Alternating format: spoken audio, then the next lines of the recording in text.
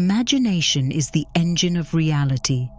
Everything you see, hear, or touch started as someone's mental concept long before it ever took form in the physical world. A man who has no imagination has no wings. No matter how big the talent, ambition, or determination is, no potential can be brought to life unless it is first imagined. Only when you have the capability to develop and utilize your imagination are you truly free to create the reality you desire.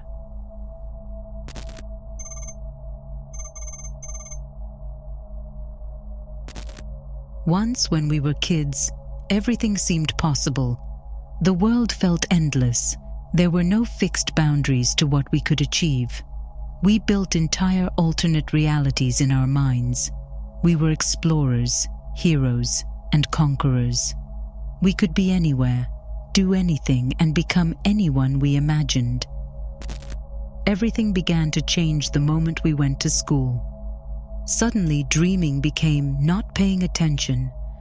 Wandering in the clouds was no longer pleasurable escape, but a forbidden distraction that was quickly corrected. They dropped us straight into the cold world of adults, a world built on harsh rules, structure, and limitations. The first question they asked was, "What job do you want when you grow up?" Not what places you dream of seeing, not what qualities you want to embody, not what great deeds you'd want to achieve, but rather what function you'd serve in their system. Slowly, we lost our ability to think without constraints. Everything had to be filtered through the sieve of logic and rationality. What once was a possibility now felt like nothing more than a childhood delusion. When some kid retained their childhood spirit alive a little longer, they were quickly brought down by the rest of their environment. The dreamers were mocked. The curious were silenced. The ambitious were labeled selfish. In modern society, those who refuse to conform are seen as rebels, outcasts, or even failures at first, but in the end, they are the ones who rise above mediocrity.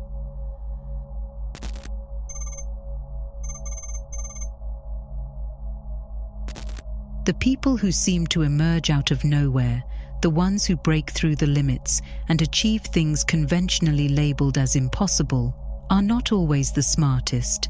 They're not always the most talented. They're not even always the hardest working. In many cases, they are none of those things. What separates them is their imagination. These are the tiny fraction of individuals who manage to hold on to their childhood dreams in a world running on logic and rationality. They simply didn't get conditioned out of dreaming.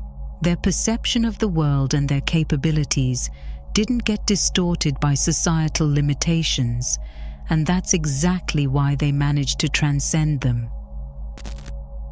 None of those hard-set rules they fed you from childhood are real, unless you accept them as real. The only truths in your reality are what your subconscious mind accepts as truth. All those fears, insecurities, limitations, they are all byproducts of you mistakenly taking physical world illusions as reality. The kids seem to be free from all those constraints because they do not see the world through the lens of their eyes, but through the lens of their minds. And similarly, the people who perceive the world through their eyesight live in the world of society's making.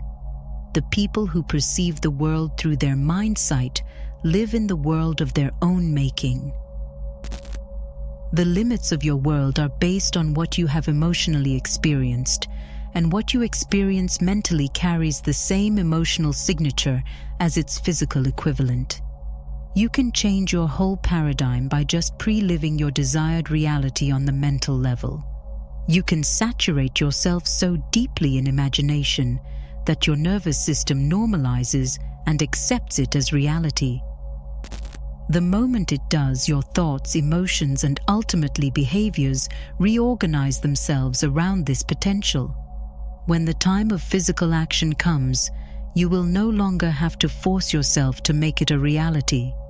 It will come naturally, as you will be just materializing what had already happened on the subconscious level. Your imagination is your most powerful tool.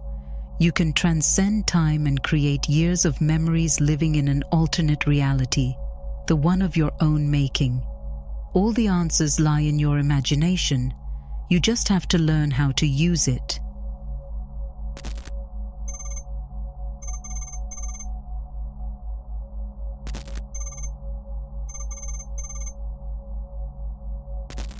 While it may sound banal, it's actually the first gate that only a fraction ever passes. Most people walk through life without ever specifying what they want from it. They have some generalized, half-formed concepts of their desired reality, but vague is never enough. If you don't know where you are going, you will never get there. Unless you know exactly what you want to experience, you cannot recreate it in your imagination and therefore materialize it in the physical world. The picture has to be precise. The more detailed, the better. What do you want to achieve?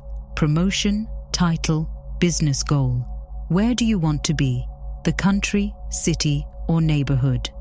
How do you want to look? Your fit, grooming physique. How do you want to carry yourself? Your tone, posture, voice. Who do you want to surround yourself with? Partner, family members, associates. Dwell on all of that until there is no confusion.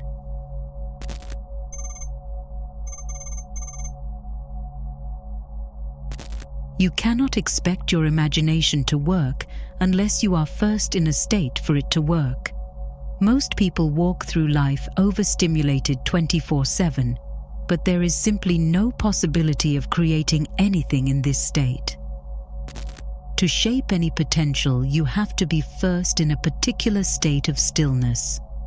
When your mind is not stimulated, free from all those distractions flooding into your mind during the day, it becomes clear, receptive, and open. And the easiest way to get there is by simply doing nothing.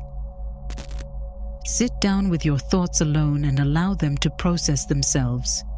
Slowly, the noise of the outside world silences, opening the space for your inner world to speak. The best moment to utilize your imagination is on the border between the conscious and unconscious, half sleep, half awake. This is when you still have control over where you direct your mind, yet your subconscious is already open to receive. The last 15 minutes of your day are actually the most important 15 minutes of it. The state in which you drift unconscious is the state in which your subconscious mind will marinate for the next several hours.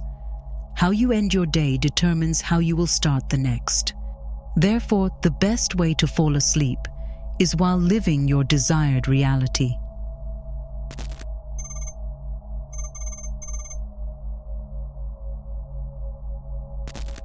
The product of your imagination doesn't have to be an entire movie with countless layers and complex storylines. In fact, the simpler it is, the better.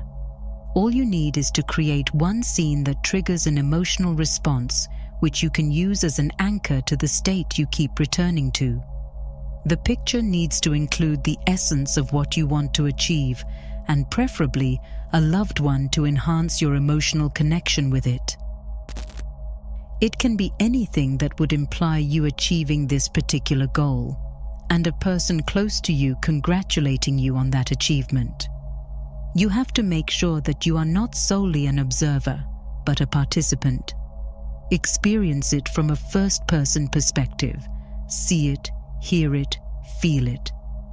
Once you find a scene that triggers an emotional reaction, replay it over and over again until it sinks deep into your subconscious mind. After you have been there 1,000 times in your mind, the line between visions and reality blur. Even when you look directly at your current reality, you see your desire superimposed on it. You are no longer forcing yourself to make it happen, but materialize what had already happened. Place yourself ahead mentally and the physical world will catch up.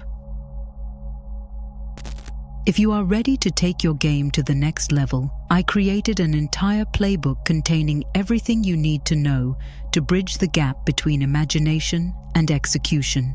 Based on the lives of figures who turned the most delusional visions into a reality, it will give you practical steps you can gradually follow.